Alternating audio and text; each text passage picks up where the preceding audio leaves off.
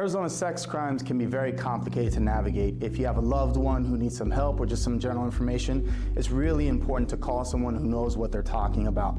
At our firm, we know what we're talking about. We've handled these cases many times before. We have the experience.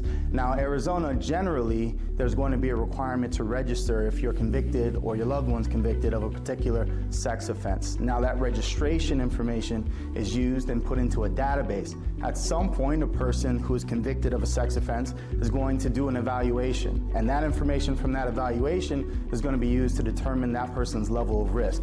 In Arizona, we have 3 levels of risk, but laws differ from state to state, so that's important to note. Number 1 is considered the lowest risk. Now, for that risk, law enforcement is going to keep that person's information, and it may be distributed to people that person lives with. Now, number 2 and 3 are different. These are the public notification requirements. So those pamphlets you receive in the mail, stuff on the website, a person's face, where they live, where they're moving to, that information is for those levels of notification requirements. Now, the difference between level 2 and level 3 is level 3 has an additional requirement that mandates where a person can live, restricts them from living close to places where children might be, and other details like that. So if you have a loved one who has questions or is in a situation where they need some help, feel free to give us a call.